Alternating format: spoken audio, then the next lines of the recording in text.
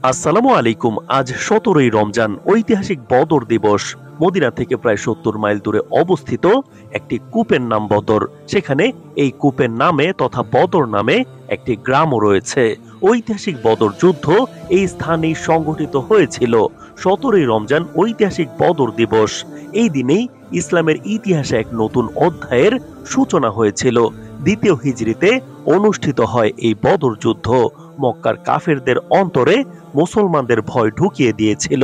এই যুদ্ধের আগে মুসলিম অমুসলিমদের মধ্যে ছোট ছোট অনেক খণ্ড যুদ্ধ হলেও বদর যুদ্ধ ছিল ইসলামের ইতিহাসের প্রথম সম্মুখ ও বড় এক যুদ্ধ। মুহাম্মদ সাল্লাল্লাহু আলাইহি সাল্লাম মদিনায় হিজরত করার পরে সেখানকার রূপ পাল্টে যায়। দিন দিন ইসলামের সুবাতাস ছড়াতে থাকে। ভিডিওর শুরুতেই চ্যানেলটি সাবস্ক্রাইব করে দিন। মক্কা তথা আরবরা এই বাতাস সহ্য করতে পারত না। মক্কার কুরাইশরা ইসলাম এবং নবীকে দমন করার জন্য তারা নানা কৌশল বের করতে ব্যস্ত হয়ে পড়ে।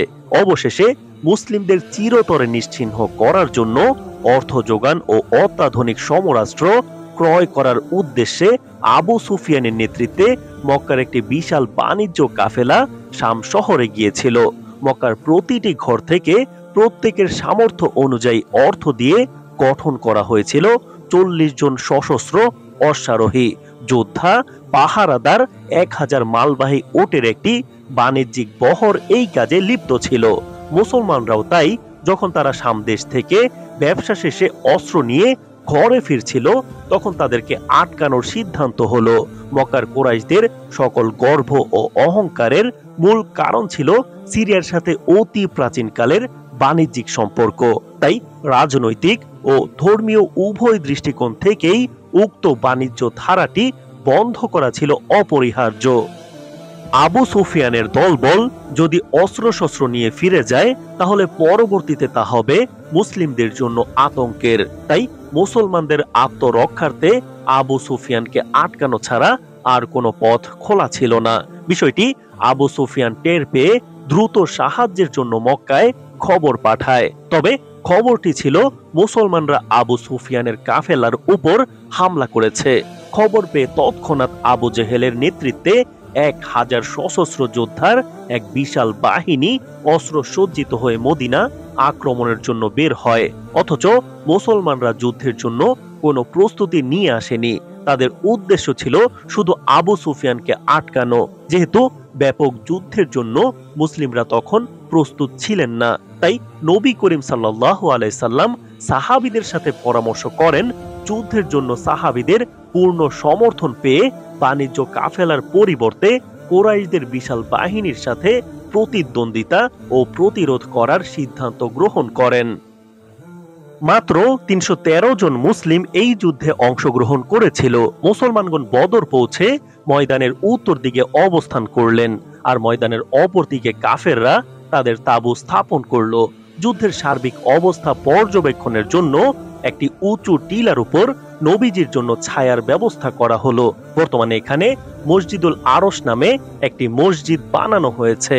ময়দানে পৌঁছে নবী করিম সাল্লাল্লাহু আলাইহি সাল্লামের সৈনিকরা এক দুর্ভেদ্য প্রাচীর রূপে দাঁড়িয়ে গেলেন। বিজয়ের জন্য নবী করিম সাল্লাল্লাহু আলাইহি সাল্লাম ১৬ ও ১৭ রোজার মধ্যবর্তী রাত্রিতে আল্লাহর কাছে কান্নায় ও প্রার্থনায় অতিবাহিত করেছেন। ১৭ই রমজান সকালে মুসলমানগণ যুদ্ধের জন্য কাফেরদের মুখোমুখি হলেন। যুদ্ধ শুরু হলো। মুসলমানগণ কাফেরদের গর্দান উড়িয়ে দিতে লাগলো। কয়েক ঘন্টার মধ্যেই কাফেররা ময়দান ছেড়ে পালাতে বাধ্য হলো। মুসলমানগণ বিজয়ীর বেশে ময়দানে অবস্থান করলো। এই যুদ্ধে মুসলমানদের থেকে ১৪ জন শাহাদাত বরণ করেন, আর কাফেরদের থেকে আবু জাহেল ও তার মতো বড় বড় সর্দার সহ ৭০ জন নিহত হলো, ৭০ জন বন্দী হলো। বদর যুদ্ধে মহান আল্লাহ তাআলা সরাসরি ফেরেশতা প্রেরণের মাধ্যমে মুসলমানদেরকে সাহায্য করেন। এই সম্পর্কে পবিত্র কোরআনুল কারিমে ইরশাদ হয়েছে, বদরের যুদ্ধে যখন তোমরা হীনবল ছিলে আল্লাহ তো তোমাদের সাহায্য করেছিলেন। সুতরাং তোমরা আল্লাহকে ভয় করো যাতে তোমরা কৃতজ্ঞতা প্রকাশ করতে পারো। সূরা আল ইমরান আয়াত নম্বর ১২৩ থেকে ১২৫।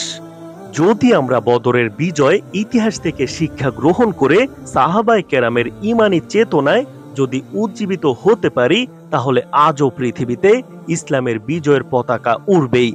পৃথিবীর কোনো শক্তি দমিয়ে রাখতে পারবে না। এই সময়ে আমাদের মাঝে কোনো আশার আলো না দেখলেও একদিন মুসলিমরা তাদের হারানো ঐতিহ্য ফিরে পাবে বলে বিশ্বাস রাখি।